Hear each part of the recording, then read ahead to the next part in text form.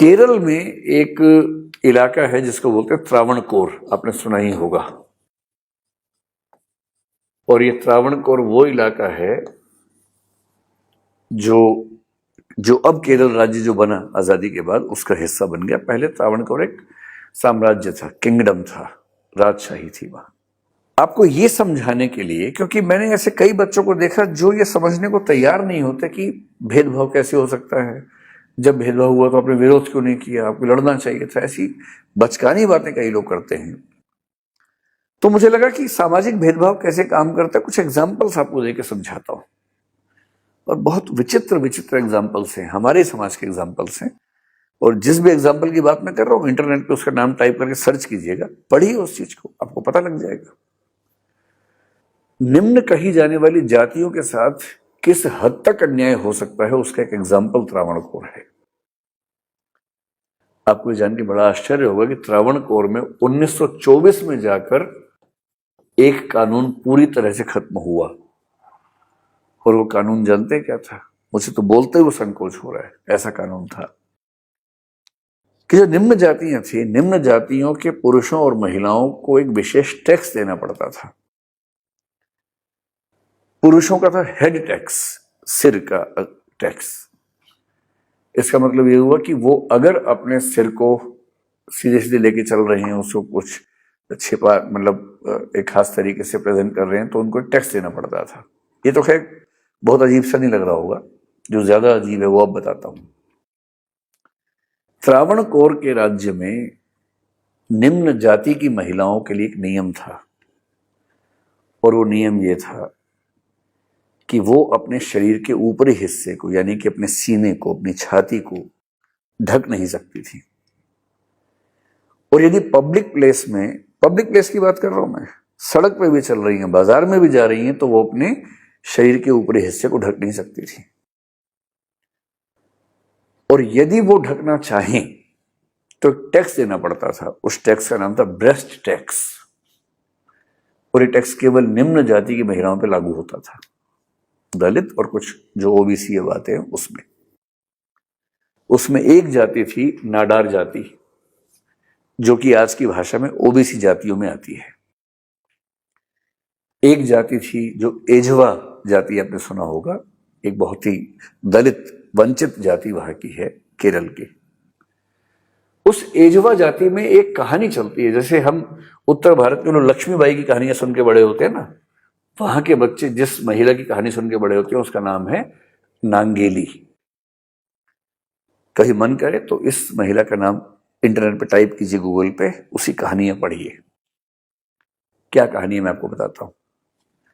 1802-1803 की कहानी है। ये लड़की एझवा जाति से थी, जो कि दलित जाति थी, निम्न जाति थी। और इस जाति की महिलाओं के लिए जरूरी था कि वो जब पब्लिक प्लेस में चलें तो अपना शरीर का ऊपरी हिस्सा खुला लेके चले, कपड़ा उसके ऊपर ना रखें। कितना आप समझ सकते हैं कितना खराब लगता होगा। कुछ लोग कहते हैं कि उस समय केरल की कल्चर का ये सामान्य हिस्सा था, लेकिन अगर ये मजबूरी है और उच्च जाति की महिलाओं पर ये मजबूरी नहीं है तो कितना अजीब सा लगता होगा, कोई भी सोच सकता है। तो वहां महिलाएं नाराज होती थी, कसमसाती थी, परेशान होती थी, पर अब क्या करें जब सिस्टम ही ऐसा है, राजा का आदेश है, सैनिक हैं, पुलिस है, वो सब सिस्टम ऐसा है, तो क्या करें। इस लड़की से बर्दाश्त नहीं हुआ और एक ऐसा प्रसंग हुआ कि इससे जब टैक्स मांगा कि इसने टैक्स देने से मना कर दिया और ये कहा कि मैं तो अपने शरीर को ढक के चलूंगी। बहुत विरोध हुआ, उच्च जातियों की तरफ से विरोध होने लगा कि ये क्या सिस्टम है, ये तो निम्न जातियां इस तरह से बर्ताव करेंगी तो हमारा उच्च होने का मतलब क्या रहेगा। और नियम ये था कि जब टैक्स ऑफिसर आएगा तो एक केले के पत्ते में टैक्स की राशि उसको देनी होती थी। तो जब इसने मना कर दिया तो बात खूब फैलने लगी, राजा तक बात चली गई। फिर नाराजगी बढ़ने लगी राज्य में। तो राजा ने कहा टैक्स ऑफिसर को कि इनके घर पे जाओ, टैक्स वसूल के आओ। टैक्स ऑफिसर गया। कई कहानी है, कुछ कहानी है कि टैक्स ऑफिसर गया, उसके साथ में बहुत सारे लोग थे जो गुंडा टाइप के लोग थे, जो टॉर्चर करने के लिए गए थे। और वहां जाके इतना उसको मतलब परेशान किया गया, हरास किया गया कि तुम वो टैक्स देना ही होगा और नहीं तो तुम्हें पब्लिक प्लेस में ऊपर के हिस्से में कपड़े रखने का अधिकार नहीं होगा। अंत में ये महिला अपने घर के अंदर गई बहुत नाराज होकर। टैक्स ऑफिसर को लगा कि अभी टैक्स लेके आने वाली है, और थोड़ी देर के बाद जब वो आई तो लोग दंग रह गए।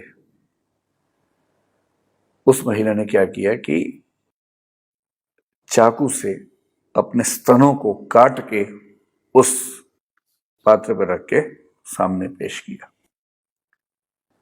उसने कहा पैसे मेरे पास है नहीं और मैं अब ये नहीं झेल सकती कि मैं समाज में इस तरह से चलूं, तो इससे अच्छा है कि मैं अपने शरीर का हिस्सा ही काट देती हूं जिसको लेके इतना झगड़ा है। इतना खून बहा कि उसके कुछ घंटे में उसकी मौत हो गई। पूरे राज्य में हड़कंप मच गया और जब इस महिला को जलाया गया तो कहने वाले कहते हैं, कुछ इतिहासकार मानते हैं, कुछ नहीं मानते हैं, कि इसके पति ने भी चिता में कूद के अपनी जान दे दी और एक तरह से सती प्रथा का रिवर्स एक मेल एग्जाम्पल वहां पर दिखाई पड़ता है। केरल के जिस इलाके में ये महिला थी उस इलाके में आज लगभग उसकी पूजा होती है। आज भी वो घर वैसा का वैसा है, कुछ टूरिस्ट लोग जाते हैं देखने के लिए। उस गांव का नाम भी ऐसा है जो संकेत करता है कि इस घटना से इसका कुछ लिंक था।